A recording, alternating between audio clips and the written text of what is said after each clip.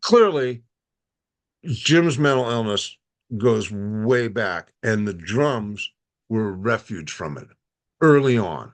Well, it's the last part of our series with Joel Selvin talking about his new book, Drums and Demons, the story of Jim Gordon, who basically kind of went into madness, took his mother's life, was in jail for the rest of his life, and we lost him in 2023. But possibilities, when you look, I mean, there were all those drummers back then. Hal Blaine, Jim Gordon, later Jeff Beccaro.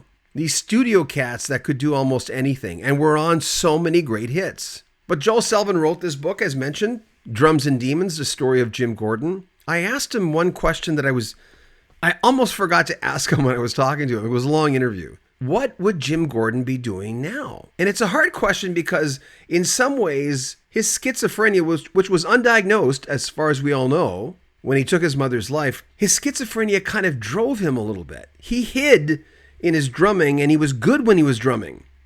When he was not drumming, he kept hearing those voices, his mother's voice. And she wasn't there. And eventually, like I said, he took her life. But what would he be doing today? We asked Joel Selvin, and we talk about the book Drums and Demons on Rock History Music.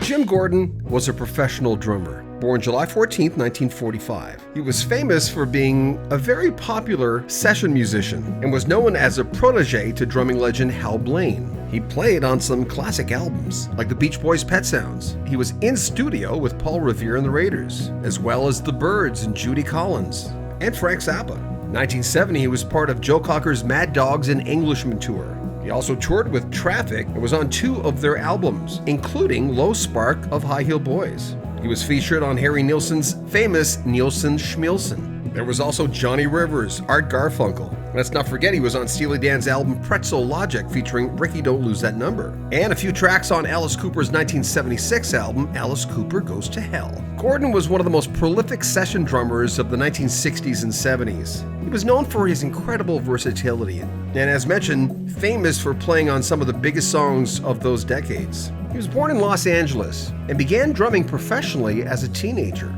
He became a key figure in the Wrecking Crew group, the not-so-famous musicians who played on very famous hits. Let's revisit some of those hits. Layla with Derek and the Dominos. He was part of that band on their one and only studio album. Though he's given a co-write to Layla, there's a lot of conflicting stories that the piano coda in that song was actually written by Rita Coolidge. Then there's You're So Vain by Carly Simon. His drumming's really featured prominently on that 1972 hit that topped the charts in both the US and the UK. One of the most impressive guitar hits of all time has to be Classical Gas by Mason Williams. It's an instrumental, came out in '68, and was one of Gordon's early claims to fame.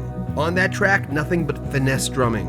As mentioned, Ricky Don't Lose That Number by Steely Dan. There was Wichita Lineman by Glenn Campbell, that famous Jimmy Webb song from '68. Again, very subtle drumming, yet essential for that ballad. It's known as one of the greatest country songs of all time. And the Albert Hammond hit from '72, It Never Rains in Southern California. And we'd be remiss if we didn't mention one of the greatest post-Beatle albums of all time by any member of that band, All Things Must Pass, with George Harrison, 1970. There was a dark side to Jim Gordon's life. In the 70s, possibly as early as the 60s, he started hearing voices, most notably his mother's voice. And eventually his condition worsened. Tragically, in 1983, he took his mother's life.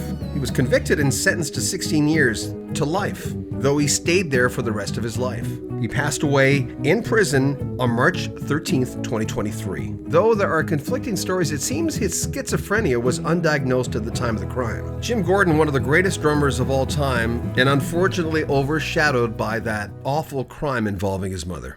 I asked Bernie Ledden a couple of years ago, I says, what do you think Hotel California would have sounded like if you'd stayed in the band? And he says, well, that's a cute question. He says, that's a cute question. But he says, Pretty Maids All in a Row. I love that song. He said, how about that? I did listen to the album. But this is one of those questions. I'll leave you with this. Hypothetical, where do you think he'd be without that mental illness? Let's just say it didn't overpower him.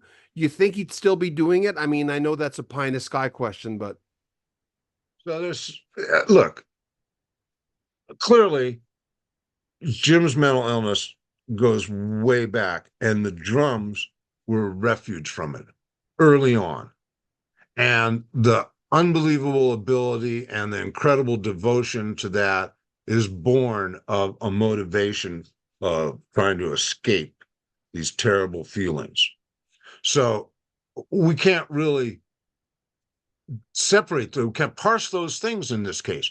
Then also, it's really clear that of all the spectrum that schizophrenia occurs on, Jim was at the far end.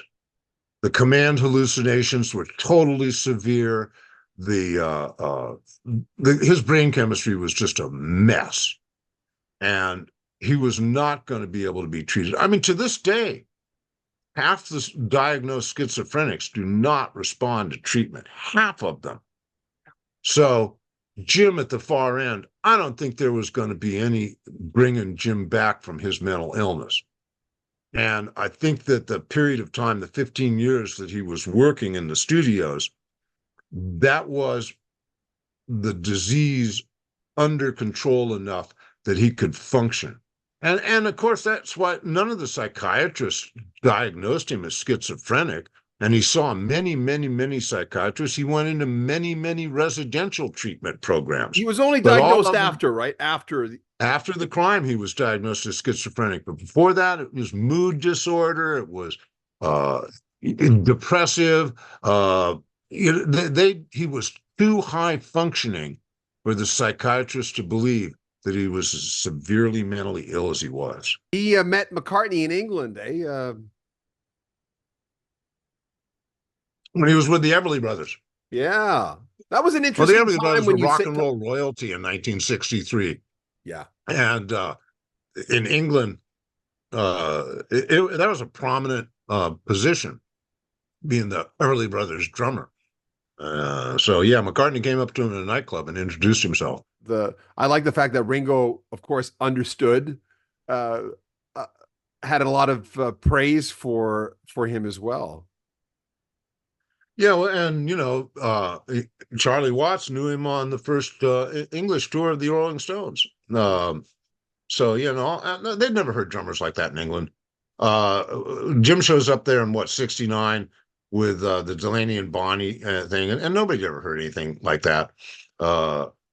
When they went into do the George Harrison sessions, they'd already been ongoing, and Ringo had been playing drums, but he had to leave town for a couple weeks, do some sessions in Nashville, I think. And when he came back, Jim was behind the kid. I mean, the first thing Jim cut with Harrison was "What Is Life," and you think about the intro of that song. I mean, Jim just explodes into George Harrison's music, just takes command of it right from the first downbeat, and so Ringo shows back up.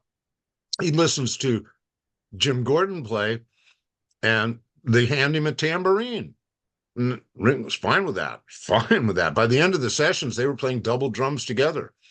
One of those jam sessions is Jim and Ringo back and forth. And Ringo's a great drummer, so he's in a perfect position to understand how extraordinary Jim's skills are. Drummers are. Other people, I mean, they can't quite dial that in.